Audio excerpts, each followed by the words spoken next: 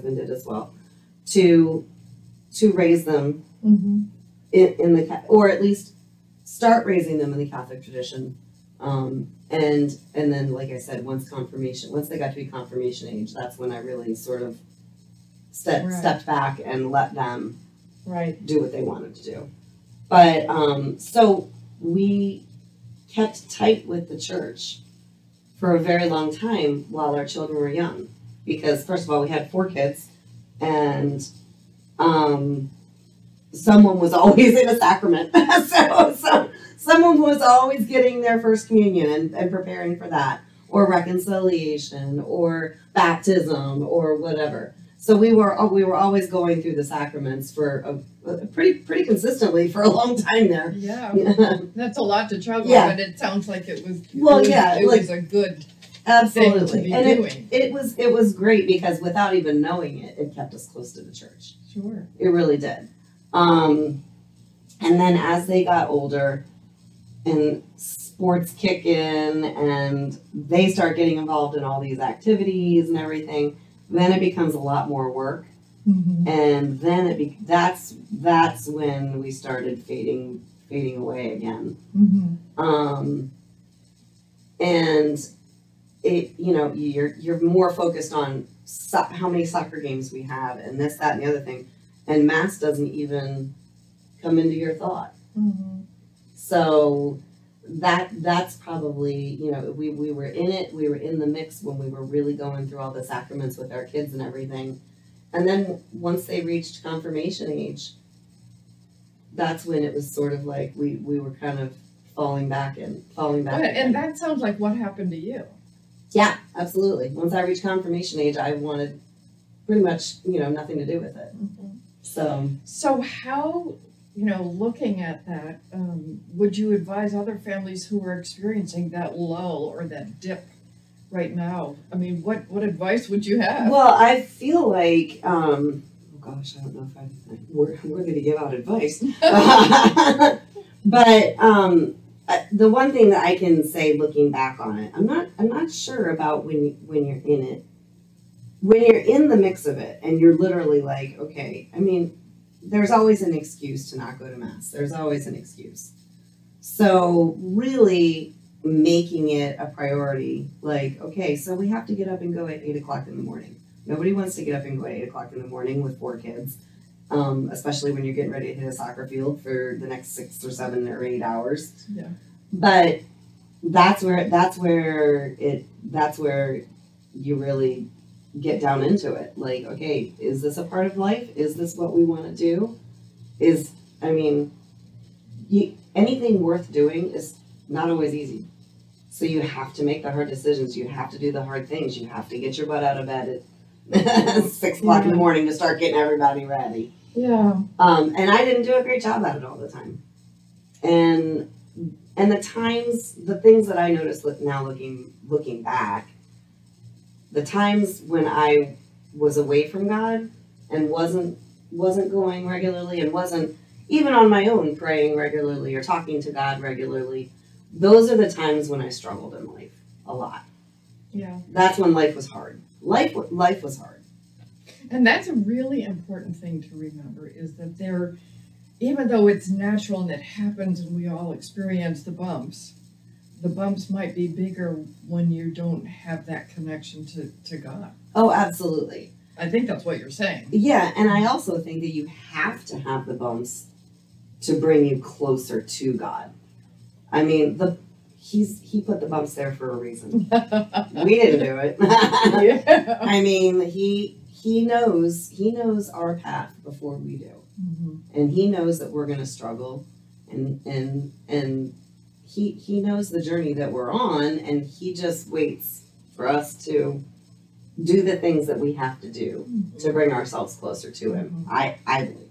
That's my belief. Well, I think that's really well said, and I think it's something that a lot of us can relate to. I mean, we're human, and the fact that God loves us sometimes is pretty amazing. Oh yeah, because we make lots of boo-boos. Oh yeah. Oh yes, absolutely. Well, as you look forward, or as even now, are you involved with some things at church here that keep you connected in big way? I just recently have rekindled and renewed my relationship with God. And it has been, even though my last one just did her confirmation, she just got confirmed in June. And she was kind of the thread that was still, that I was still hanging on to. I would come to church with her and everything. I've kind of recently have for a very long time struggled with alcohol and leaned heavily on God recently to pull me out of that. And so I decided this year that I was not with God at all. Even though I had just gone through this confirmation, my daughter had gone through the confirmation process, and I was bringing her to church and doing those things. I wasn't spiritually present at all. And my relationship with God was mostly non-existent. Yeah, that's a big deal. I mean, we can be here bodily. Yeah. But we may not be here spiritually. Right. Is what you're saying. Oh, absolutely. You can be here physically all you want, but if your mind and heart aren't, if you're not talking to Him and asking Him for things and thanking Him for things on a daily basis, multiple times a day for me, but yeah. That's it. You just drift away. And when you drift away, from my experiences, when I drift away, my life is not right. Things aren't right. I'm not right. And so, I made the decision in January to join Alcoholics Anonymous and stop drinking.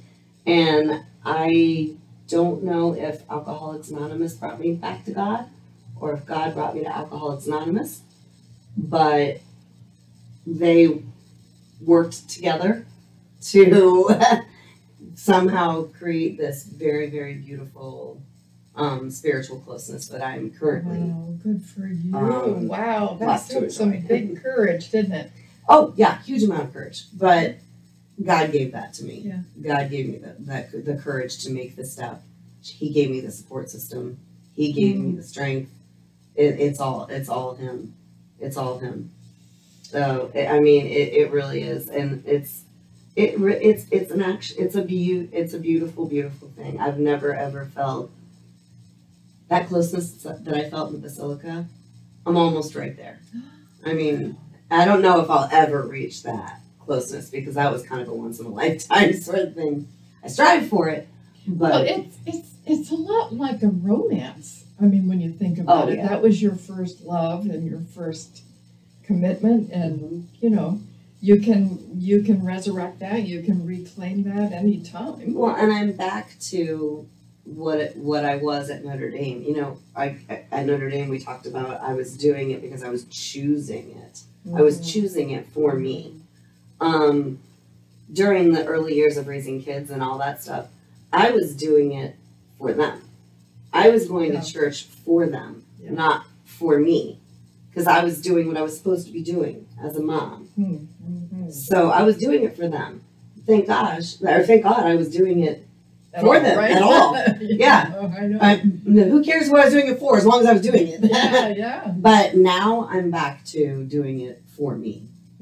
I have gotten to church almost every single Sunday since January. And I'm recommitting right now, baby steps, recommitting myself to that, and it's not always easy. And sometimes you don't feel like going. Sometimes you don't feel like waking up. Oh, I just want to sleep in today. But it really is the most beautiful way to start the day. Yeah. And once I have sat in church and for absolutely no reason at all, just started crying because I'm so grateful and thankful that His hand pulled me back. And I sat in church for years. And I asked Him to help me be a better person, to help me be a better mom, to help me be a better wife, a better friend, a better daughter. And I thought He wasn't listening. But he was just waiting for me to realize that I needed the courage and could do it with him. Yeah. He couldn't do it for me. I had to do it myself with his lead.